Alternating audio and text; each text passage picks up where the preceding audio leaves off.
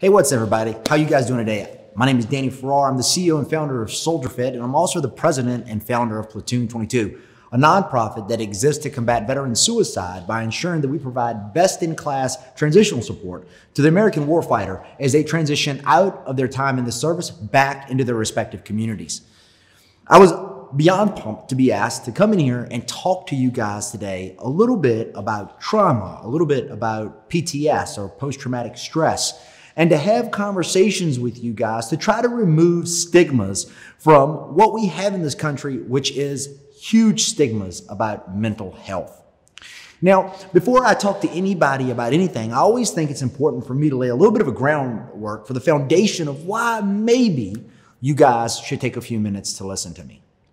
What I want to make sure that I make abundantly clear to you guys by the time that we get out of here are a couple things. One, I want you guys to understand that just because something bad happens to you, it doesn't have to define you, it can refine you, but you have to make that decision. The other aspect of it is I want to make sure that you grasp the concept that you can not only survive traumatic experiences and the life that follows, you can actually thrive and have the life that you dreamed of. And in some cases, right, honestly, many cases, that trauma will make you a much, much stronger person because of it. Okay? Another thing that I want to make sure is abundantly clear is, ladies and gentlemen, the military doesn't own PTS. You don't have to be a soldier, sailor, airman, or Marine to develop post-traumatic stress. You don't have to be a police officer or a firefighter to develop post-traumatic stress. Every man and woman and child are built with a different level of resiliency naturally. But you also still have the ability to increase that, like a muscle, to build it up. Now, how do I know this is true? Well, in many ways, my life has been one major blow right behind the other. I was adopted when I was 2 years old. I was molested by my brother and sister growing up. And for me, that manifested itself in two ways. I ate my face off, and I was almost 300 pounds when I was in high school. Speaking of high school, I did absolutely horrible in high school. I barely graduated. I graduated 146 out of 147. And I left high school with something that stayed with me well into my mid-30s. I genuinely believed that I was a stupid person because I didn't excel in school. When I got out of school, I transitioned into the military.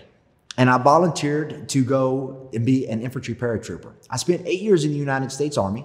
During my time in the United States Army, I took the first team into the Pentagon. I was at the Pentagon on 9/11 after the plane attack, after the terrorist attack and the plane crash. I secured the perimeter and volunteered to take the first team in to actually remove remains. From that experience, I was filled with a lot of anger because I looked at these people who I was carrying out of the Pentagon, carrying the remains, and I knew that there was someone at home praying that I was not carrying that load.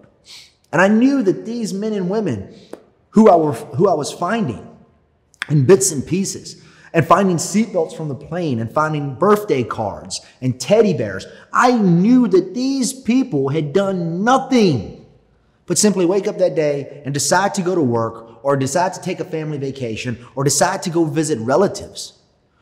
And so I spent hours at the Pentagon next to what we called the widow's tent, listening to the spouses of the fallen, listening to them cry, listening to them sob, knowing that they were trying to find some semblance of understanding what was happening, some semblance of closure at this moment, and knowing that we couldn't do anything to help them, knowing I couldn't ease their pain, and knowing that every new person I found was probably someone that had been being cried over while I was outside. It filled me with a lot of anger, and I wanted to get back at the individuals that caused that day. So I volunteered to go to Iraq. I spent 2005 through 2006 operating out of Baghdad, conducting convoy escorts. I completed over 800 convoy missions in a combat environment, earning my coveted CIB, the Combat Infantryman's Badge. During my time there, I saw all that was good in people and all that was base in people. While I'm very, very proud of the fact that we never lost a single person that we were escorting, the same thing cannot be said for our team itself. And on March 28th, 2006, we took a direct IED hit to the number 3 vehicle. It ended up ejecting Staff Sergeant Robert Hernandez from there with a double leg amputation. And Staff Sergeant Hernandez, he stayed in the fight until we got him on the helicopter and got him out. Unfortunately, he passed away en route to the hospital. And when I think about Staff Sergeant Hernandez, I don't think about just a number of a soldier or a sailor or an airman or Marine that was killed in combat. I think about a man that had a Puerto Rican accent that was so thick, you couldn't understand him over the radio. We never knew what he was saying over the radio. I think about a man that loved Fruity Pebbles and Cocoa Puffs. I used to literally hoard them in his bunk. I think about a man that was engaged to get married. I think about a man that had 4 small children who do not get to grow up with their father. I think about an heroic action of someone that volunteered to go out and serve their country, knowing full well the price might be their life. When I came back out of the military, I transitioned horribly. I did not do a very good job. I actually got fired from the first job I ever got outside the Army, which, believe it or not, ironically, was selling gym memberships. Now I own one of the fastest growing gym franchises in the country. From there, I got evicted, ended up homeless. I went through a divorce, bottomed out, and ultimately attempted suicide. I was so low at certain points, I was literally trying to fight cops downtown Frederick. The only thing that saved me was the fact that I had friends that pulled me out of those situations, and the cops were generous to me. They had every right to mace me, beat me, handcuff me. But I think they took pity on me because my friends came in and said, hey, listen, he's just got back from Iraq. He's struggling. He's dealing with some issues.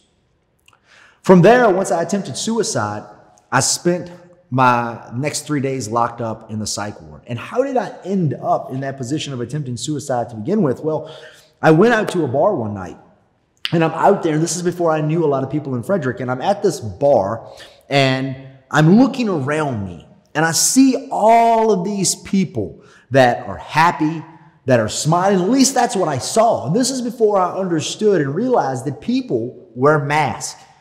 And in today's age where everything is so filtered through social media, what I want you to understand is that a lot of what you're seeing in the world out there, when you find yourself upset, when you find yourself feeling like, man, I'm the only person that has these bad things happening to me. I'm the only person that has these setbacks. Let me assure you, fam, you are not the only person. And these people that are filtering their life through TikTok and Snapchat and Instagram, they have many of the same feelings you have. It's a highlight reel. So don't beat yourself up too hard about it. But I didn't understand that back then. And looking around, I saw all these people who were happy and thought I was alone. I thought I was the only one who wasn't happy. So I got out of there. And I have a bad back from jumping out of airplanes, and I just wanted to go to sleep. So I'd been drinking the night, didn't pass out. I was like, man, I'm just going to start taking some pain meds to put me out. I started popping my pain pills, and it ultimately came out that in the perfect storm of depression and depressants, I wrote my suicide note, I tied a knot in my sheets, and I made a jump for it. Now, I don't know why I'm on the camera right here talking to you today. What I do know is that maybe God had a plan for me. Maybe there was some other purpose I was supposed to serve. Because I did wake up the next day strapped to a bed in the hospital over here at Frederick Memorial. And as they took me off of that bed and they took me into the psych ward, they left me in this room. And in this room was a white room with one bunk bed, and it was up on the wall was a painting of a lone palm tree. And looking at that lone palm tree, the only thing that I could think of was that that palm tree was representative of my life, that I was going to spend the rest of my life on an island by myself, alone. It filled me with dread. And when they took me out of that room, they took me up to the secure area. And that's when the moment hit me, because when the orderly walked out of the door and I heard that door lock for the first time behind him, I realized there was no way for me to leave. I could not get out of that situation. I couldn't go if I wanted to. And if I did not get my act together, then 100% what was going to happen is I was going to become a ward of the state. I was going to be locked up for life. And I was like, that scared me worse than anything else, man. I'm a peacock. You got to let me fly. So I determined in that moment that I was going to turn it around. I determined that I would go get help. I determined that I would say, hey, where can I channel this energy? Where can I get rid of this negative emotions? What can I do to better my life?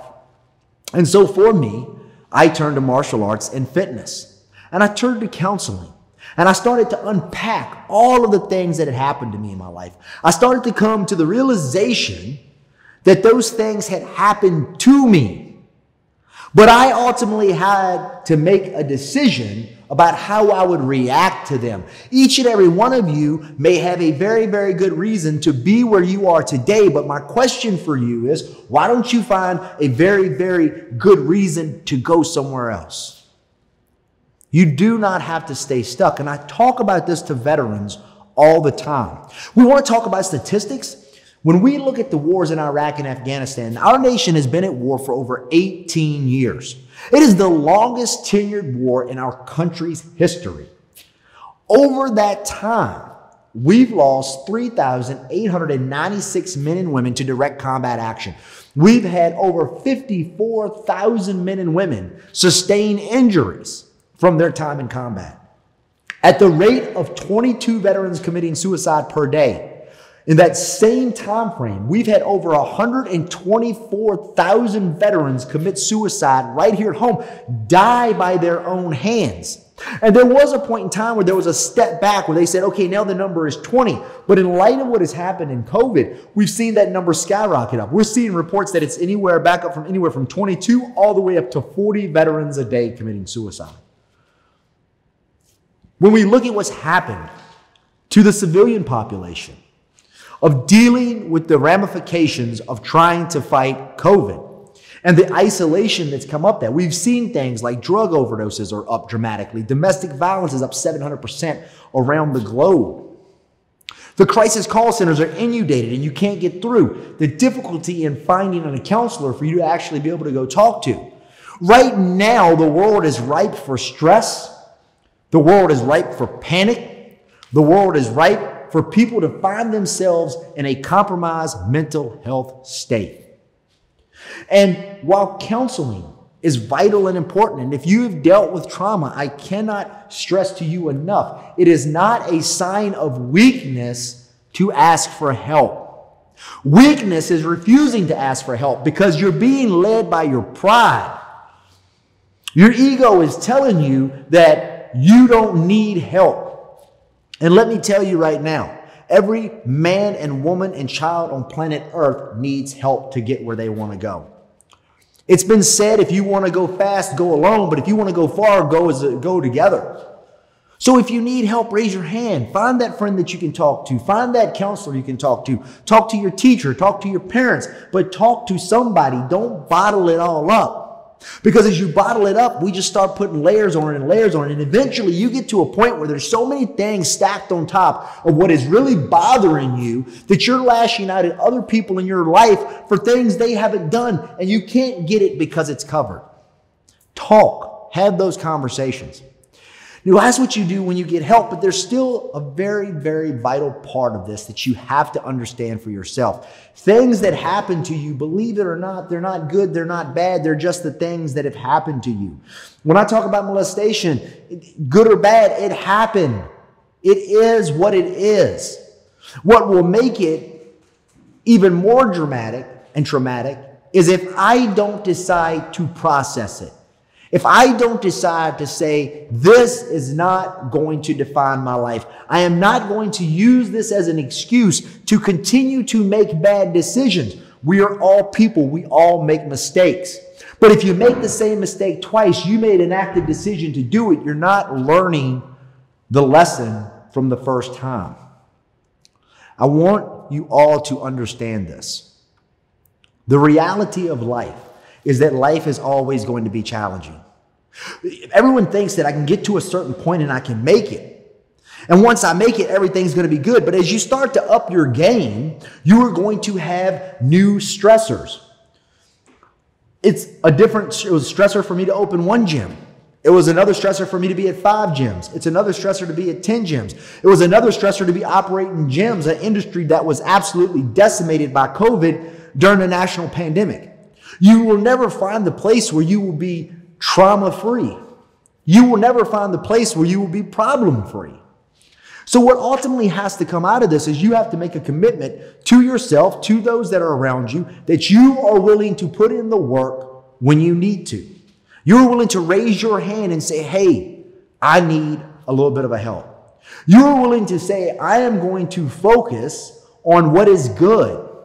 I'm not telling you to not be realistic. I'm not telling you to not sit there and acknowledge it. Man, where I'm at right now, this is not a good place. This is not something bad. Acknowledge it. But at the same time, figure out, man, how do I move forward?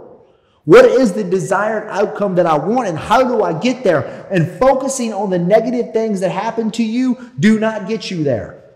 A negative mind does not produce a positive result. So acknowledge the hurt, acknowledge the pain, report to authorities if need be, go to counseling, and then get up with the commitment that you are going to do what you can with what you have where you are at.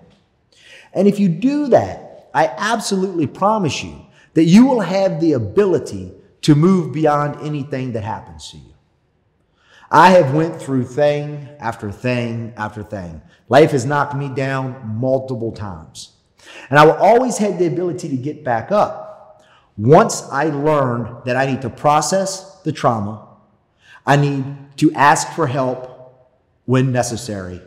And most importantly, I have to make the conscious decision that I'm going to find the good in this, not dwell on the bad, and step off into the future so that I get where I want to get in life.